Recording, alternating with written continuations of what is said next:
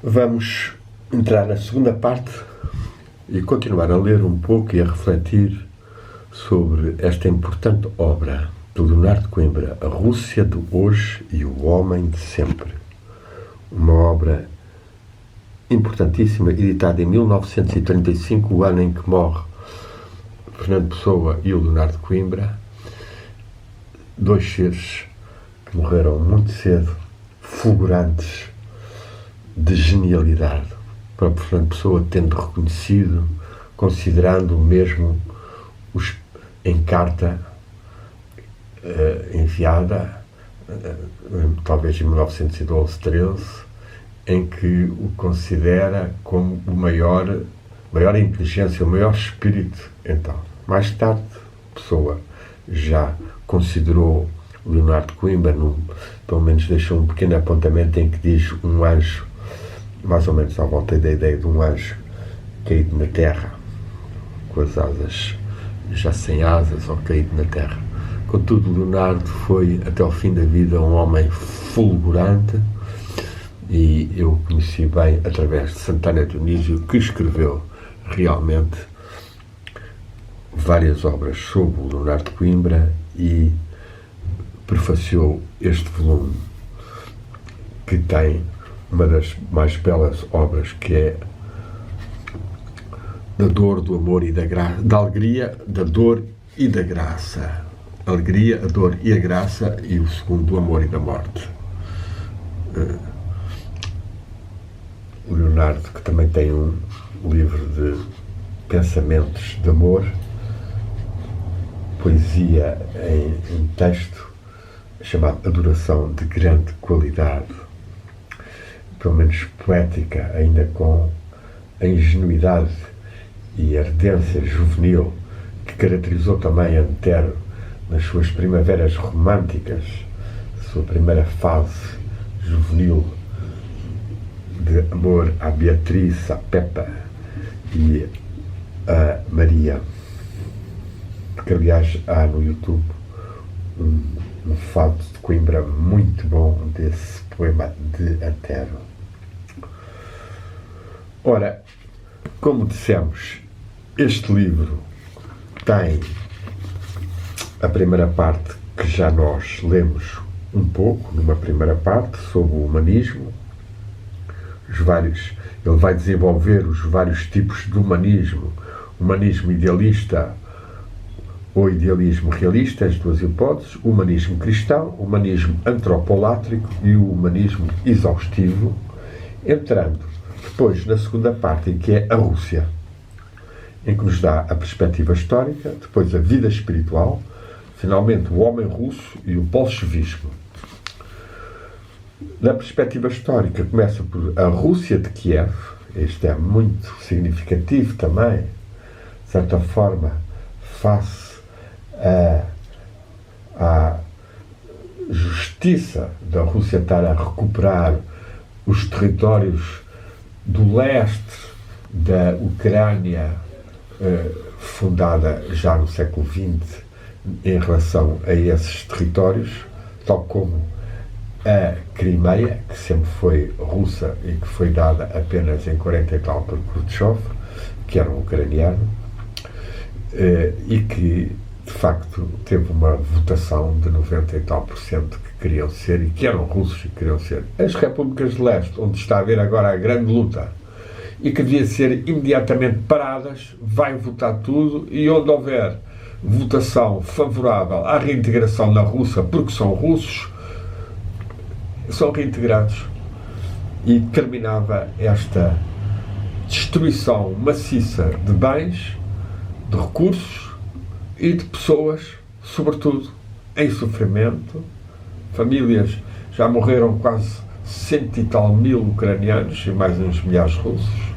Os que estão feridos, estropiados, sobretudo porque os americanos, todos satisfeitos, ainda houve agora um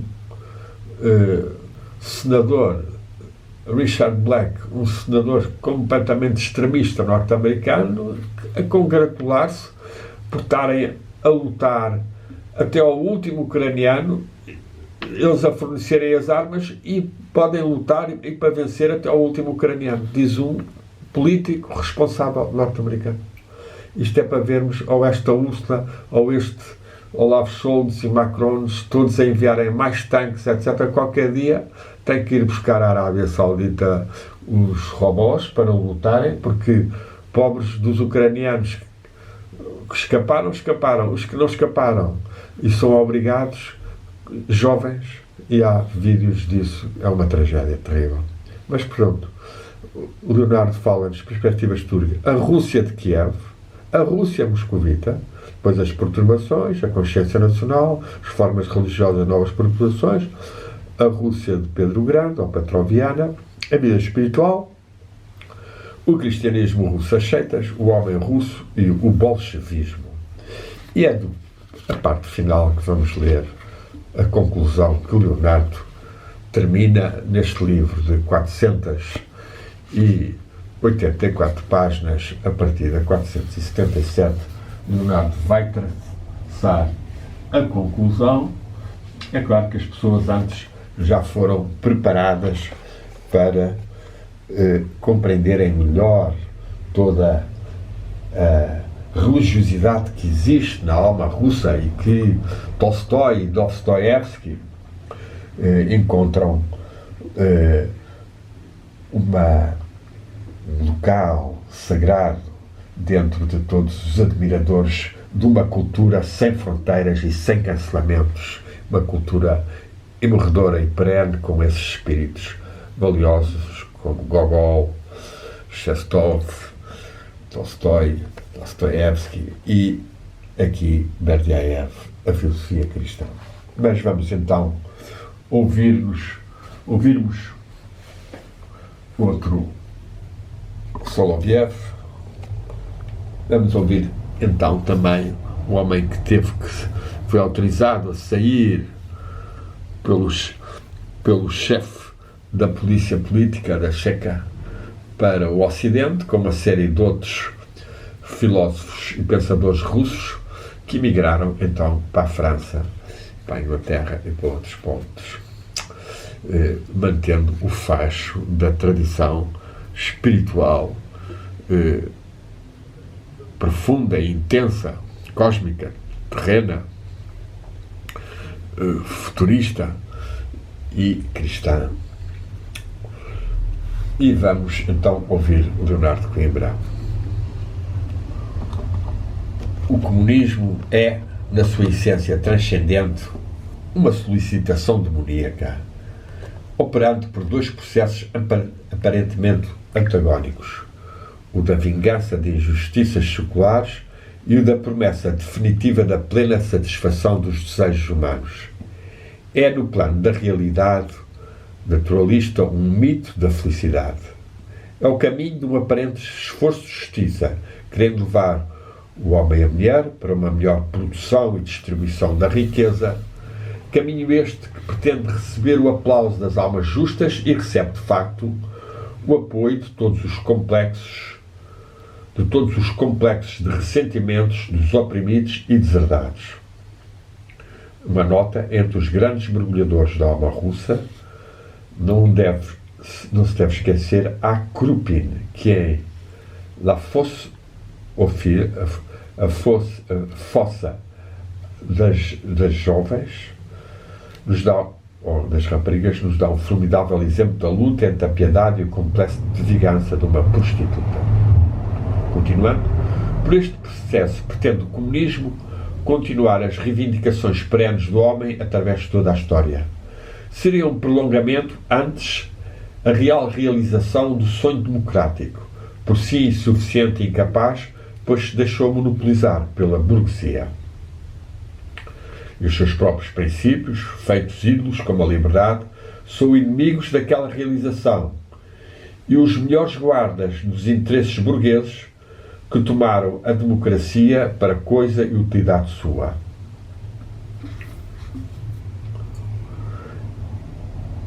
Vemos aqui uma crítica à democracia burguesa, como se desenvolveu e se tem desenvolvido e está a atingir o ponto extremo com esta tentativa de que só os poucos possuem tudo, que é o que se passa no mundo, e graças a estas narrativas oficiais últimas, os bimilionários, aumentaram intensamente as suas riquezas e a população geral do mundo empobreceu. E como é que estes governos aceitam estar subordinados a este tipo de egrégoras extremamente diabolosos, do adversário de quê? Do amor, da divindade, da fraternidade, da justiça. Ora, este caminho destes princípios que o comunismo desenvolveu, este caminho que é ainda o eco do socialismo romântico, longínqua, embora equívoca, promoção do cristianismo, e isto é também algo que Leonardo de Coimbra e alguns pensadores, o próprio Vitorino Pina Martins, sentiu e afirmou nesta linha e foi, por isso, censurado numa revista e, quem sabe, na sua possibilidade de ser professor na Universidade de Coimbra. Não sabemos se foi isso ou se era realmente insuficiência do jovem ainda quanto a uma dimensão já de professor, mas o que é um facto é que este socialismo romântico, e Pina Martins afirma-se como cristão e socialista, o que na altura era realmente bastante ousado. Afirma isto neste livro Amor como redenção moderna do mundo, ou redenção do mundo moderno. Este caminho, que ainda é o eco do socialismo romântico, longínqua, embora equívoca, promoção do cristianismo, é sujeito aos percalços de ideologia parasitária que podem enredar a vontade do fim na reverência da liberdade, da dignidade e até no autêntico respeito da pessoa humana. Foi abandonada pelos chefes mais ambiciosos, pelo menos como método para chegar ao fim, embora entre no alambique da alquimia da redenção. Espera-se que o fim, e estamos a ler que Leonardo de Coimbra está em pleno comunismo ainda e antes da Segunda Guerra Mundial, em 1935. Espera-se que no fim entre parênteses, é nessa nova parúzia que anima o entusiasmo de muitas almas sinceras, todos os motivos de liberdade, honra, amor e dignidade da pessoa ressurjam sublimados na radiosa e definitiva luz da humanidade feliz e resgatada. Esse sonho foi aqui marcado neste livrinho de aprendizagem russa. Humanidade feliz e resgatada. O segundo caminho é o pretendido científico, o leninista, aproveitando, é claro, todos os produtos de destilação dos motivos sentimentais, etc., no alambique marxista. Caminho em segmentos de reta, a curva, entre parênteses, adoça aos esforços, tangenciando as dificuldades, esperando os contactos das indispensáveis condições, mas guardando sempre o rumo para dirigir os segmentos do caminho na direção de fim. A justiça é a verdade. A mesma palavra azul em russo, e a verdade é a consciência do real. O real faz pelo desenvolvimento da natureza em si, no homem e pelo homem. O homem consciente desse real é ao mesmo tempo paciente e agente da verdade, seja do novo real que surge porque ele o cria. Este homem é a própria mão da natureza em parte dialético, construindo, realizando por seu intermédio. Mas este homem não é o indivíduo, nem a pessoa. Entre parênteses, a pessoa é o ser metafísico, excedendo em nova dimensão o plano biofísico. Escreve Leonardo, no fundo, clarificando que a noção de indivíduo na Rússia comunista não era tão perfeita, algo que a Rússia moderna já afirmou, e vemos como o Estado russo neste momento é profundamente cristão ortodoxo e defende as várias religiões, desde que sejam não seitas, mas convivam para uma maior harmonia entre os seres, uma maior verdade e conhecimento da divindade e do ser humano e de a capacidade de nós nos consciencializarmos mais que somos espíritos imortais e almas em trabalho de parto que está aqui nesta jovenzinha ensinando a outra, dando a luz aos olhos ainda negros do inconsciente em relação ao mundo que a rodeia e que somos todos nós, de certa forma, ainda muito inconscientes da multidimensionalidade deste campo unificado de energia-consciência que nos une a todos e que entrelaça todas as mentes, como Dean Radin, um notável cientista norte-americano e cientista no bom sentido, porque é um praticante de meditação e medita e tem as suas experiências espirituais, com quem conversei, desenvolveu no seu livro, publicado entre nós, na editora Camões Fogo, Entrelaçado das Mentes. Pois, voltemos aqui, então. Mas este homem não é o indivíduo nem a pessoa é o ser metafísico excedente em nova dimensão do plano biofísico. Este homem é o órgão da natureza integrando-se em ser completo na sociedade comunista.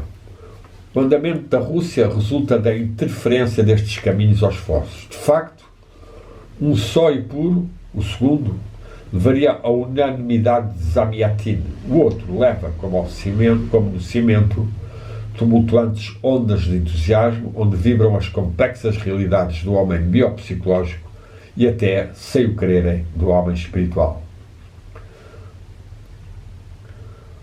Como simples mito de progresso e felicidade, é o comunismo em pleno desacordo com todos os outros processos sociais, visto que pretende amputar o homem da sua mais íntima realidade, a sua capacidade de infinito, em vazio e aspiração da metafísica, em plena e firme esperança, pela fé e com graça. Mete uma nota.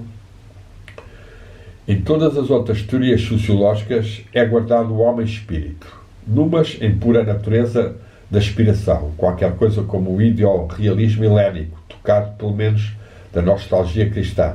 Noutros, a religião é socialmente o único fecho possível de uma natureza em si insubsistente. Mesmo em Auguste Comte, fundador do positivismo, em França, e em contradição com o seu querer explícito, entra a metafísica na síntese final. Mas este comunismo leva dentro de si as imensas forças de todas as injustiças sociais, porque apontou uma esperança às almas desatentas de si, do seu significado metafísico e de Deus. As formas sociais das democracias, que inicialmente, e em seu sentido profundo, eram promoções da caridade cristã, desviaram-se para o humanismo antropocêntrico e até antropolátrico, que é o que nós vemos hoje em dia com a nova ordem mundial e com as reuniões do Fórum Económico Mundial, com os seus músicas e bailês e que a União Europeia, a direção, se associa, e em que Úrsula chegou ao extremo de retirar da Câmara Municipal de uma cidade alemã onde houve uma reunião importante, uma cruz com o Cristo, com Jesus Cristo, do século XVI ao XV, fabulosa, românica, mandou-a retirar. Ou seja, retirar os símbolos da religiosidade, o que vai dar o caso extremo da Suécia, que quer entrar para a NATO e poder acossar ainda mais a Rússia com todo o tipo de armamento que os americanos fornecem via NATO, ter recentemente queimado um Alcorão e continuar num ataque desesperado contra a religiosidade Shia do Irão, promovendo todo o tipo de narrativas falsas a propósito de alguma contestação, por vezes emocional e sempre explorada, intensificada e dinamizada por elementos pagos pelos países que se opõem ao Irão e ao xiismo. Ora, diz-nos então que o Leonardo Coimbra que as formas sociais das democracias, que inicialmente em seu sentido profundo eram promoções da caridade cristã, do amor, no fundo a democracia era realmente um governo, e o cristianismo teve isso no seu começo, formas muito profundas de solidariedade e de posse comum, eram promoções da caridade cristã, desviaram-se para o humanismo antropocêntrico e até antropolátrico, pela queda da ideia de ciência, da obra também da caridade em ídolo tornado absoluto e omnipotente. Esta queda da ideia da ciência estamos a ver hoje em dia, em cada vez mais se sabe que as revistas científicas mais prestigiadas, como Lancet e outras, têm sido desvendadas ou desmascaradas como, em grande parte, vendidas a farmacêuticas e interesses. E os artigos recebem a acreditação científica a partir de jogos de interesses corruptos e, portanto, a ciência está cada vez mais controlada. A ciência no sentido geral e no sentido da voz que se ouve depois nos jornais, etc. É evidente que há milhares de cientistas, tal como milhões de médicos, que recusam e que fazem verdadeiramente o seu trabalho humano e cristão ou crístico, no sentido ungido de amor, de fazer descer a verdade, a saúde, a plenitude sobre o que nós enfrentamos e o que as pessoas sofrem. As águas turvas desta corrente taparam aos olhos hipnotizados do homem o fundo de caridade que sempre é o verdadeiro coração da justiça. E as democracias modernas fizeram do meio um fim, deixaram de transformar-se a técnica e a produtividade num valor em si, independentemente do serviço dos homens. A ciência foi também tomada como a integral informadora da consciência humana. E mete em nota Wundt, este psicólogo, a heterogonia dos fins. E o que Leonardo Coimbra tanta falta nos fazem, estes homens, Leonardo Coimbra, Santana Dionísio, Fernando Pessoa, Antero de Cantal, para poderem levantar a voz com força e abrirem luz na mente das pessoas e fazê-las sair do domínio, da subjugação aos avançados das trevas, da ignorância, etc, etc. Daí um democratismo incapaz de efetivo amor e de vigilância atenta e operosa justiça. Mais, a vulgarização das conquistas científicas deu ao homem uma confiança ilimitada no seu poder e as infidelidades e erros dos homens religiosos foram sendo motivo ou pretexto para um afastamento da religião. E isso tem-se visto bastante, porque, de facto, os seres humanos são humanos e muitas vezes acabam por cair em vícios e defeitos condenáveis, sobretudo quando são forçados a castidades excessivas ou absolutas e não têm também uma resistência às modas do transgenderismo e de todo esse tipo de confusões sexuais que nos últimos décadas têm sido promovidos intensivamente e, de certa forma, controlando setores vitais da comunicação ou da cultura. Sabemos distinguir tendências, amores do que é verdadeiramente a essência e a missão de cada ser humano na sua polaridade masculina ou feminina é muito importante, tanto mais que muitas vezes mudanças que se fazem de sexualidade ou de identidade vão dar, em geral, muitos problemas, muito sofrimento, para além do que se passa depois de morrer. Mas isso aí é um mistério maior, que ainda pouca gente sabe. Que Leonardo tentou. Eu tenho uma ou duas revistas até de estudos psíquicos e de espiritismo endereçados a Leonardo Coimbra, que comprei uma ou outra vez no Alfa Revista.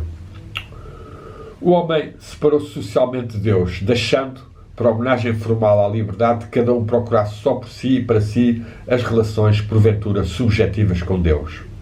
A liberdade sem amor separou a justiça política da justiça económica, porque qualquer delas não é o amor do homem, mas o direito de cada homem a fazer certos atos ou usar de certos bens. Daí um atomismo de interesses que torna a vida social cada vez mais difícil, a caminho do impossível. Resposta naturalista. O todo determinará o lugar e a função de cada parte. Se a sociedade, por pouco vigorosa, justa e eficaz em suas naturais diferenciações, é penetrável pelo niilismo, o remédio será a tábua rasa do que existe para se inserir a orgânica do novo totalismo social. Assim é a Rússia, e o seu totalismo é o pandemonismo comunista que já vimos. Mas se a sociedade é diferenciada e vale pelas suas diferenciações, o totalitarismo não quererá suprimir nenhum dos valores úteis e pretende-se fazer-se por síntese. Assim quer ser a Alemanha de Hitler e a Itália de Mussolini, como seriam as democracias que acudissem à separação das liberdades ou ao atomismo dos direitos pela sinergia dos deveres. E Leonardo Coimbra aqui, em 1935, quando Hitler e Mussolini ainda não assumiram as suas facetas mais diabólicas, escreve em nota: e se sociedades abertas, a Bergson, encerram o universo e o homem na dimensão espiritual, a sociedade, ela, vou tornar a ler aqui, e se as sociedades abertas, a Bergson, encerram o universo e o homem na dimensão espiritual, em Deus serão ainda o melhor governo dos homens. O que é que Leonardo Coimbra está aqui a afirmar é que as sociedades valem pela diferenciação dos valores e esses totalismos que existem naquele momento na Rússia, na Alemanha e na Hitler e na Itália, em que há um pandemonismo diferenciado, os valores úteis são mantidos. E esses valores úteis abrem o homem à sua dimensão espiritual. E é isto que estava a falhar. Mas vamos continuar a ver o que é que Leonardo Coimbra diz. Mas estes estados, em puro naturalismo, seriam igualmente destruidores da pessoa, pois que ela nada seria perante o absoluto do Estado totalitário. Portanto, Leonardo já está a ver aqui estes três estados totalitários. É o perigo daquela Alemanha que se faz da raça um ídolo, por mais que permita respeitar o preço inestimável das almas, terá de as ofender, desconsiderando e violando as pessoas. A Itália de Mussolini tem também as suas solicitações totalitárias, a que o bom senso e o sentido religioso têm por vezes obstado. E mete entre nota o bom senso e sentido religioso, qual foi? É curioso o último gesto, marcando o sábado para o serviço da educação militar, para deixar o domingo para a religião, etc. Um pequeno repousado de Mussolini, na altura, à religião. A vida não pode encerrar-se no Estado, e o Estado não pode ignorar que a vida e a realidade se encerram por cima e para além de si. Quanto à Rússia, nem Zamiatin, e o integral, nem Glagokov, o cimento. Mas os protestos os que não irão fazer a ablação da imaginação e os gritos maternais da Dasha e o amor para lá do estrúpido da besta da pobre Pólia. A Rússia viverá, e vive até já hoje, por virtude das almas sinceras, perdidas no entusiasmo de uma obra de justiça, dando-se ao futuro num trabalho de generosidade e das almas, que aceitando, entre parênteses, aceitação ativa e não nihilista, ou obló-movista, aceitando o fazem agora, para no mal e no erro irem semeando a caridade. É pelos seus religiosos, é por algumas almas dos 2 milhões da sua diáspora, entre parênteses, ou nota, nos ressentimentos comunistas há também uma imensa parte feita da injustiça dos outros. Sob deste ponto de vista, o comunismo russo é, como viu Bardyaev, um juízo e condenação do farisaísmo e falência dos homens mal chamados religiosos. Uma falência do cristianismo dos homens, nunca do cristianismo de Cristo. Esta propulsão comunista é, pois, uma justiça, errando no caminho, enraivecida, mas, no fundo, a justiça de um protesto contra o paganismo descaroável e amoral das sociedades mal chamadas cristãs. E depois continua, vamos voltar. A Rússia é pelos seus religiosos, é por algumas almas dos 2 milhões da sua diáspora, é pelos comunistas de boa fé, sem sangue nas mãos, nem delírio de fim, mas fiéis a um bem parcial que o seu trabalho vai fazendo, que a Rússia do futuro pode ser sublimada da trágica experiência do sofrimento que vem passando. Aqui, mais uma vez, Leonardo Coimbra é clarividente, a Rússia vai ter que passar pelo comunismo, vai passar pela Segunda Guerra Mundial, vai passar pelas violências absurdas totais de Stalin, mas vai começar a reerguer-se com Gorbachev e finalmente com Vladimir Putin. Esperemos que a Santa Rússia, tão trabalhada por Berdyaev, Soloviev, Bulgakov, Florensky e até Leonardo Coimbra, venha ao de cima no mundo e possa pôr a sua riqueza cultural, espiritual, material em fraterna comunicação e comunhão com todos os seres e não estar a ser obrigada a defender-se violentamente, com força, dos ataques de forças extremistas que a têm assaltado por várias formas e vários meios terroristas, em grande parte sustentados pela oligarquia mundial que tenta impor a sua nova ordem. Que a Rússia do futuro pode ser sublimada da trágica experiência do sofrimento por que vem passando. A vida é como é. E por mais que se queira fazer do homem um teorema, ele será sempre uma alma, tende a vibrar no fundo do seu ser e em natureza primeiro um clamoroso e invencível apelo de infinito, ou nós podemos dizer da divindade, da verdade, do amor.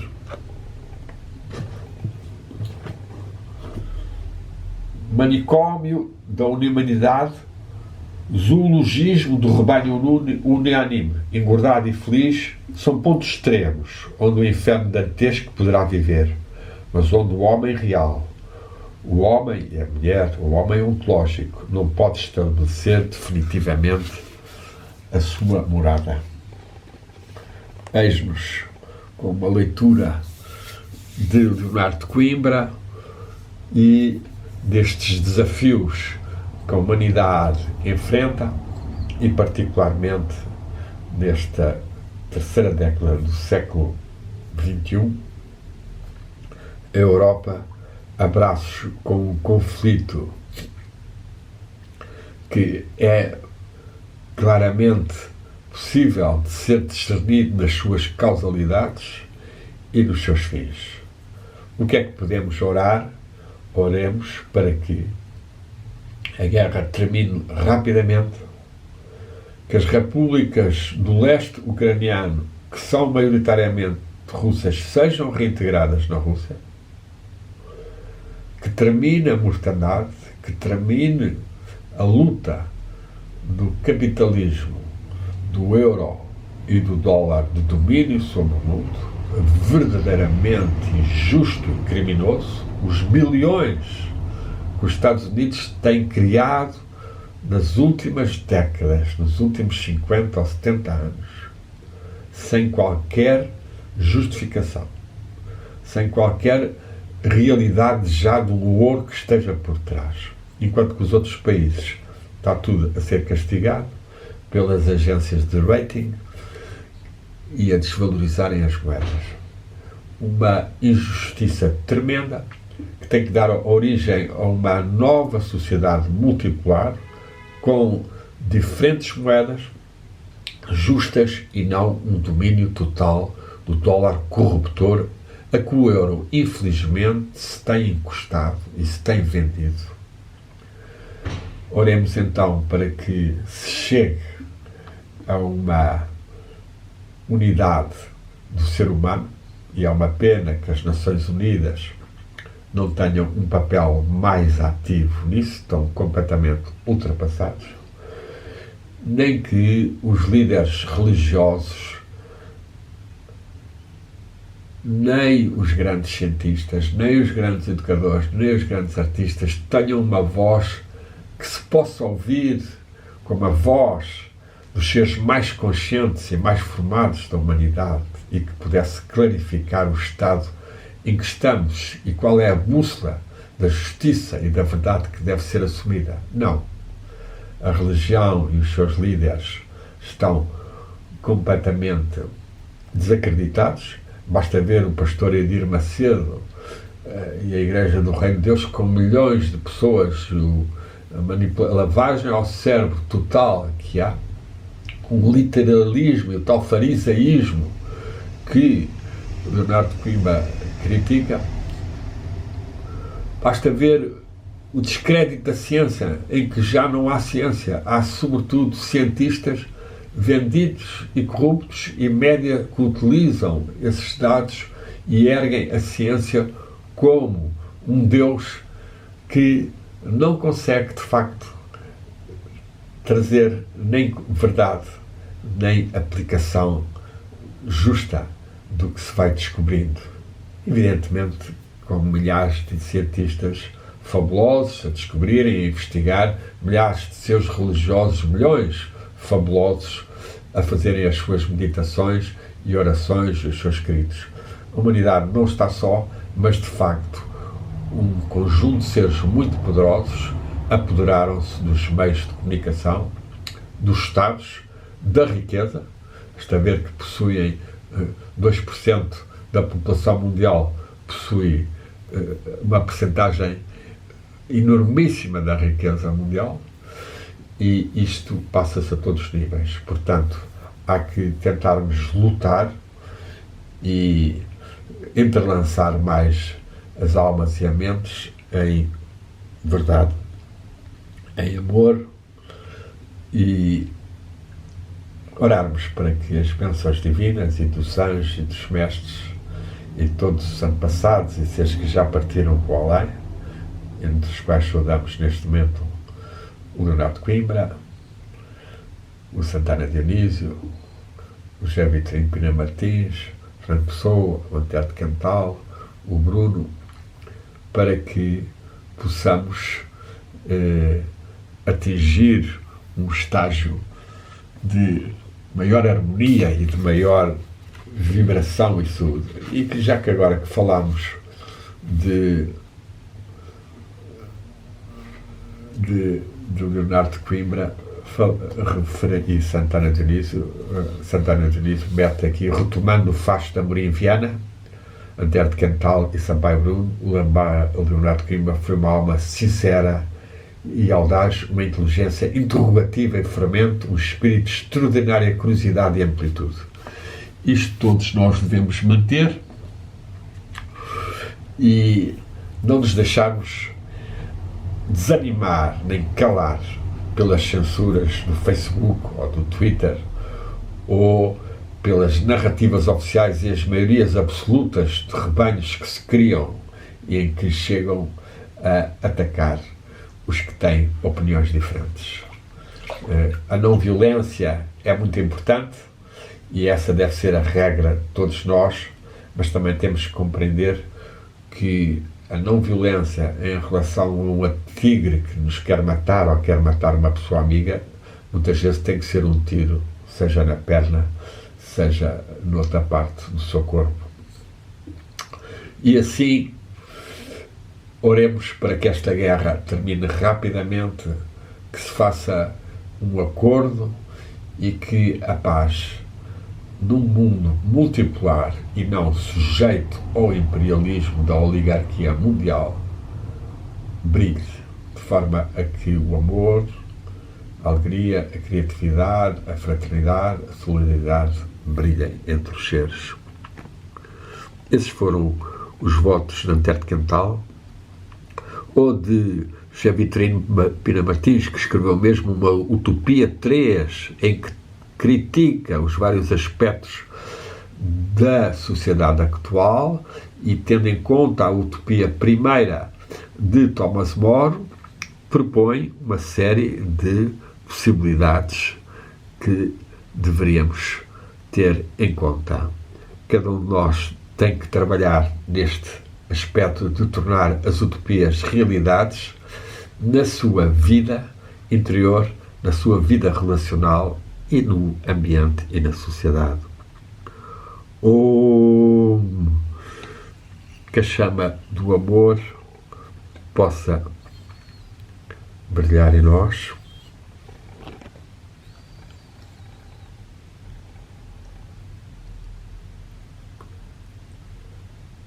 Que o fogo do amor se acenda mais no nosso coração e aura. Viva a Santa Rússia, viva o Leonardo de Coimbra, viva o homem e a mulher em demanda do santo grau do conhecimento e do amor, da comunhão do corpo místico da humanidade e da divindade. Temos graças. Amém. Fogo do amor, fogo do amor, fogo